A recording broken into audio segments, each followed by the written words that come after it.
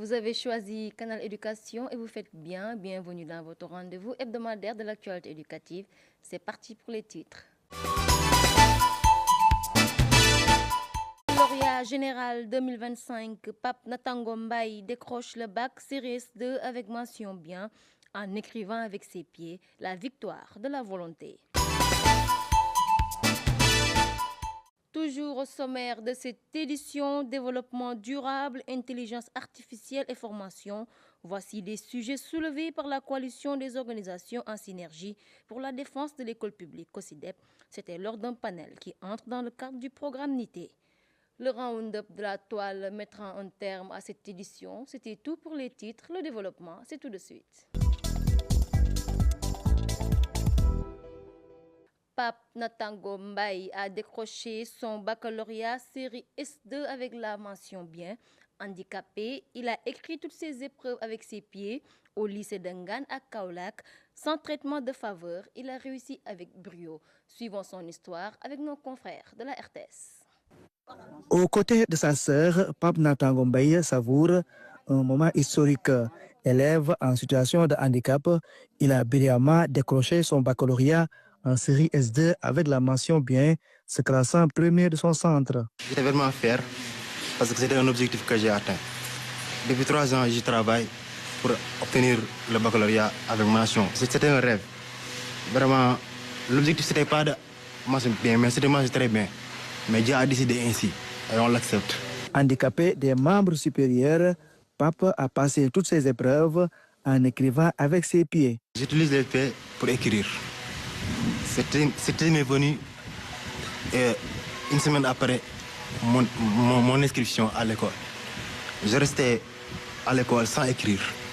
Après, je me suis dit que comme les mains ne fonctionnent pas, pourquoi chercher une autre solution? Maintenant, c'est à partir de ce moment que l'idée d'écrire avec les pieds m'est venue. Cet exploit témoigne d'une résilience et d'un courage remarquable qui lui valent le respect profond de ses camarades. C'est un élève brave et intelligent aussi, parce que ça n'a pas été facile. Il a su surmonter les épreuves avec nous. On l'a aussi beaucoup aidé. Et aussi, il a su atteindre ses objectifs, parce que depuis le début de l'année, nous on savait qu'il voulait la mention très bien. Mais comme il a dit, Dieu en a voulu autrement, il a eu la mention bien. La distance entre sa maison et l'école est longue. Mais chaque jour, il vient presque toujours à l'heure. Les devoirs aussi, pour écrire ça, ce n'est pas facile. Mais comme il est brave, il a su surmonter tout ça. Dans son quartier, comme au lycée d'Engan, les témoignages sont unanimes. Pape est un exemple de persévérance. Du primaire au secondaire, il a toujours été le meilleur de sa classe, confirmant une excellence constante. C'est un gosse très courtois qui a un mental d'acier. C'est pas facile de le perturber. En seconde, il a fait une moyenne de 17-11. En première S1, il a fait une moyenne de 15-43 et en terminale, 16-48. Ces résultats remarquables ne se limitent pas qu'au lycée. Il s'est aussi distingué dans les cycles moyens et élémentaires, ainsi que dans plusieurs concours, grâce à son dynamisme et à son abnégation. Pour lui, le travail est un véritable sacerdoce. En 2021, quand il a participé au concours olympiade, il a été sélectionné au niveau de Kaolack. Et Pape a été choisi comme lauréat du premier prix spécial en mathématiques. C'était en 2021, dans le cadre d'entraînement des olympiades mathématiques au niveau national. C'est un jeune digne et courageux. C'est pourquoi il a réussi à avoir ses résultats. Il avait toujours cru en ses capacités. C'est un travailleur. Chaque jour, il quittait la maison et marchait jusqu'au lycée. Une longue distance pour étudier. Après la descente, il restait à l'école pour faire des cours du soir jusqu'à des heures tardives. Je m'inquiétais même de sa situation car il ne dormait même pas. À la maison, il restait presque toute la nuit à apprendre ses leçons. Ces 2 derniers mois, il ne passait aucune journée à la maison. Scientifique dans l'âme, Pape nourrit l'ambition de poursuivre un MPI, mathématiques, physique et informatique. Sa passion pour ces disciplines ouvre de belles perspectives pour son avenir. Aujourd'hui, un informaticien pour les études supérieures à l'étranger. Là-bas, peut-être il y aura d'autres possibilités pour d'abord continuer mes études, mais également continuer mes soins médicaux. Parce que je l'ai déjà commencé, mais par faute de moyens, je l'ai arrêté.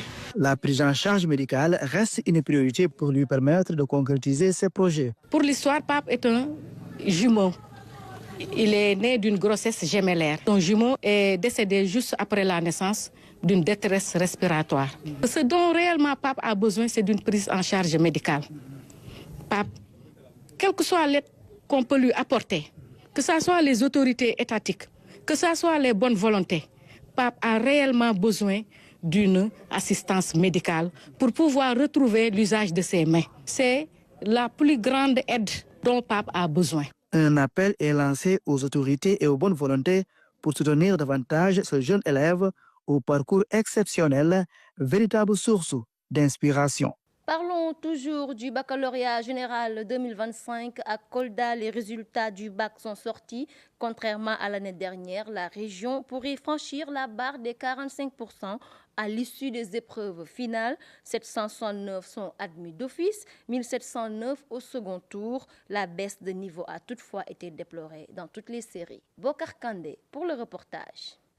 298, 236. Jury 1325, série L Prime. Sur 180 candidats, seuls 6 passent au premier tour, 34 autres déclarés admissibles. On proclame en même temps les résultats de la série L2. Sur 251 candidats, 27 sont admis d'office, 75 passent au second tour. 298, 241. Maria Masouane passable, école privée, Gandal Excellence. Fin de liste. Ce qu'il y a eu en L1, il y a eu un taux de réussite de 3,1%. Et pour L2, nous avons un taux d'admission de 10,65% au premier tour. Au Central Famolo Baldé toujours, cette fois-ci au jury 1326, 163 ont composé un L prime, 9 passes, 33 déclarés admissibles. En série L2, ils étaient 168, 22 sont admis d'office, 39 passent au second tour. Ici, c'est la série S2 qui sauve l'honneur. Sur 100 candidats, 22 réussissent dès le premier tour, 48 vont devoir compléter des points. Baccalauréat 2025, les résultats au premier tour, jugés plus ou moins satisfaisants à Kolda, catastrophiques par endroits. En série littéraire, ils ont pêché en français. Disons leur dominante. En français, en anglais LV1, en philosophie. Pour les 3 dominantes, les résultats sont trop catastrophiques. C'est des notes comprises entre combien et combien? Des notes entre 3 et 11, 12 pour certaines matières. Les séries scientifiques, c'est la même chose. Ils ont chuté. Série L2, c'est la même chose. Ils ont chuté par rapport à leur dominante. Kolda affiche un taux de 14,9% au premier tour contre 14,3% l'année dernière. Ce sont donc 767 candidats qui passent sur 5636. 1709 sont déclarés admissibles. La région pourrait atteindre 47% à l'issue des résultats définitifs. Un taux largement supérieur à celui de l'année dernière, 37,54%. Le nombre d'admis avec mention se chiffre ainsi: 3 mentions très bien, 9 bien et 103 assez bien.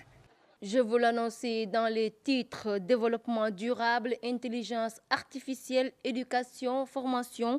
Les 3 points ont été discutés par la coalition des organisations en synergie pour la défense de l'école publique COSYDEP.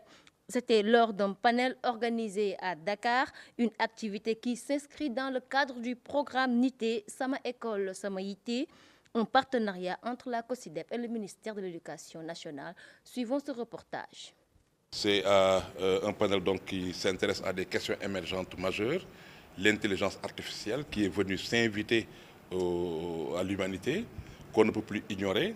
L'intelligence artificielle qui nous invite aussi à repenser les façons d'enseigner. Le savoir n'est plus seulement détenu par l'enseignant. Il est là et il faudrait qu'on puisse commercer avec. qui nous invite aussi à repenser les apprentissages et à repenser aussi l'évaluation. Les enfants accèdent à des ressources et il faudrait évidemment que l'humanisme, que l'humanité puisse être maintenu.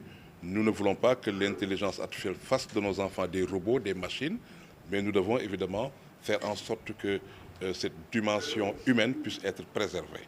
Mais ensuite que cette ère numérique soit une ère où justement cette révolution numérique puisse permettre à nos pays qui sont principalement composés de jeunes, que nos pays puissent évidemment se relancer. Donc nous pensons que c'est une période qui peut être en faveur de nos pays en développement.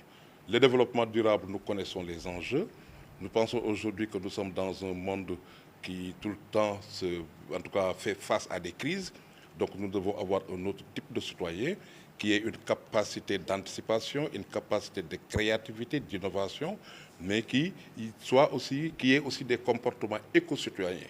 Nous le savons, nous avons complètement déstructuré notre environnement, de sorte qu'avec toutes ces crises environnementales, climatiques, politiques, sociales, nous continuons tout le temps à être perturbés, bouleversés. Donc il est essentiel évidemment que nous ayons un autre rapport avec notre environnement. Ce rapport devrait privilégier justement l'équité et l'égalité. Nous le savons, nous faisons face à une grande pauvreté, mais il y a aussi des inégalités et des injustices qu'il faille évidemment réparer si nous voulons continuer à faire preuve de générosité et faire en sorte que les Sénégalais, notamment les plus vulnérables, puissent bénéficier en tout cas de l'essentiel des ressources publiques. L'introduction des langues nationales, enjeux et défis, la question est au centre d'un colloque international ouvert à Dakar mardi dernier.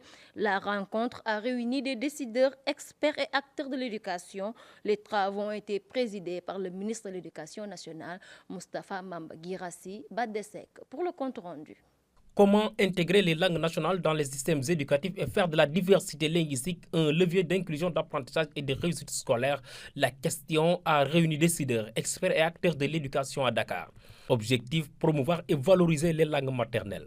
Il est connu de tous, lorsqu'on apprend dans sa langue première, la langue maternelle ou première, donc selon, généralement, on prouve et on démontre que l'enfant est plus performant.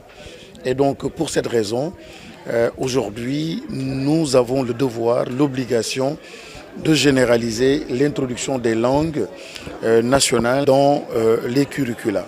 Quand vous apprenez que 8 enfants sur 10 apprennent dans une langue qu'ils ne la maîtrisent pas, ça vous fait mal au cœur. Et malheureusement, ça se passe dans nos pays, dans l'Afrique francophone de subsaharienne. Donc, c'est le moment pour qu'on soit tous ensemble derrière cette réforme, pour que nos enfants s'épanouissent. Les chiffres sont alarmants et interpellent l'implication de tous les acteurs.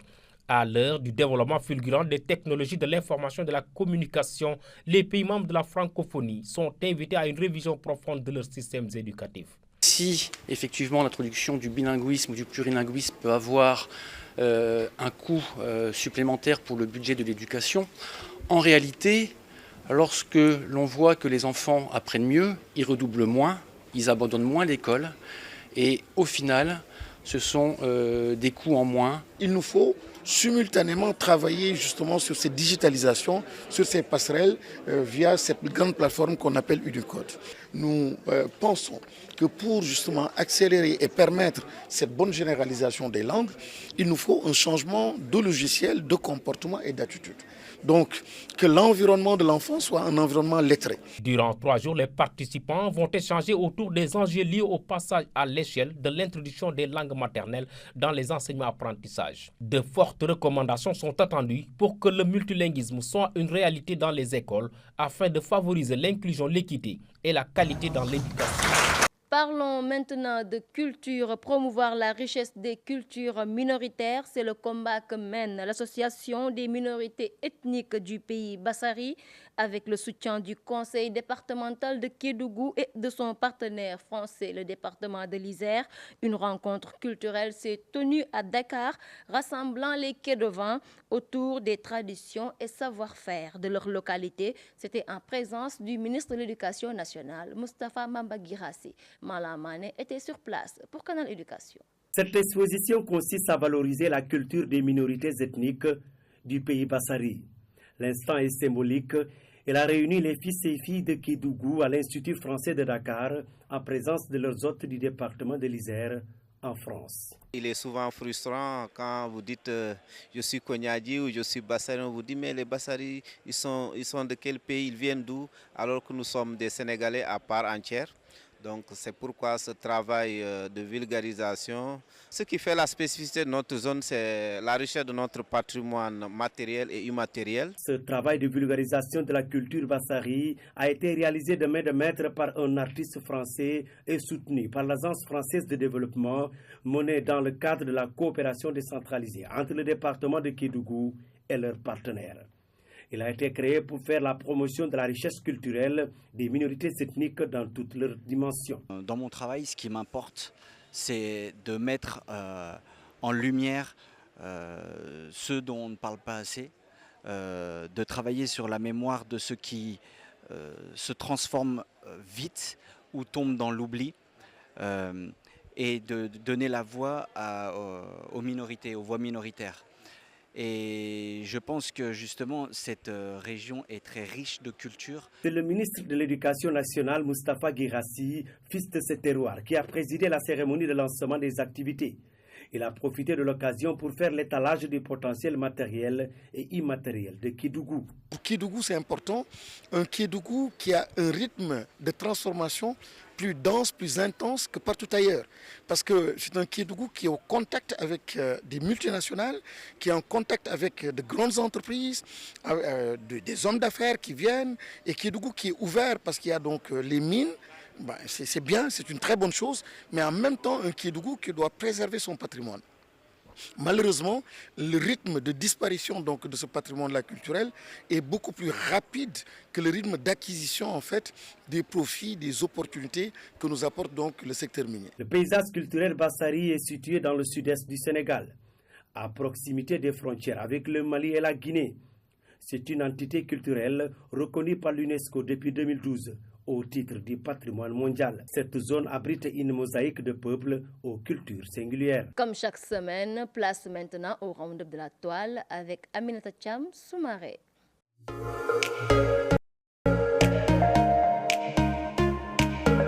Bienvenue à ce nouveau numéro du round-up de la toile, plaidoyer pour une prise en charge institutionnelle de l'inclusion au BFM, en marge de la rencontre de préparation du BFM Session 2025, tenue le mardi 8 juillet à l'inspection d'académie de Dakar.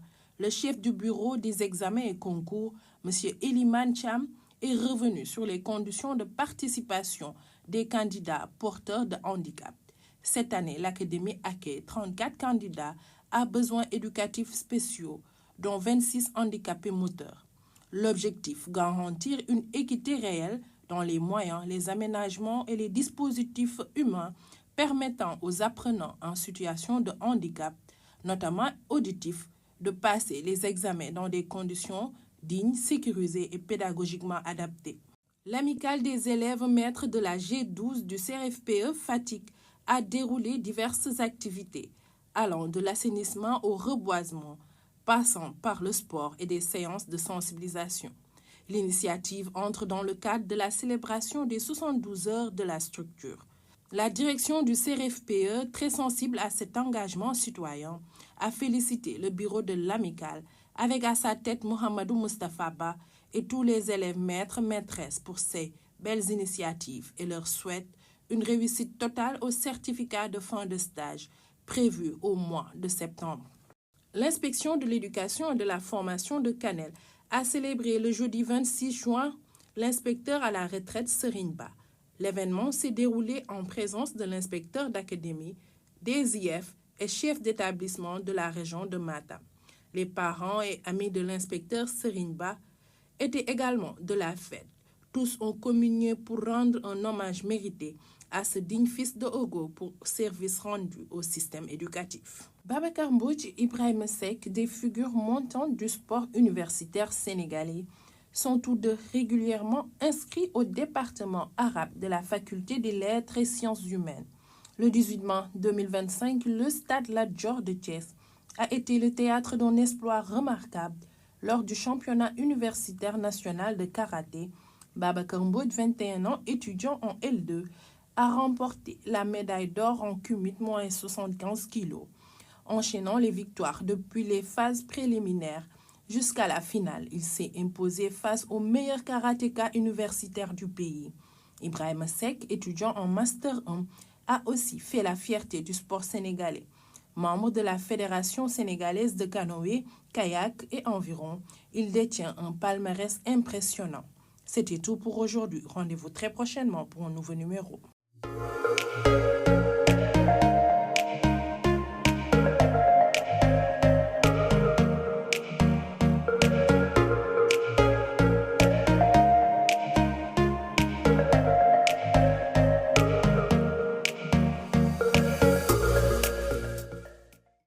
Cet élément signe la fin de cette édition. Merci de nous avoir suivis. Un grand merci à toute l'équipe technique qui nous a aidés à la réalisation.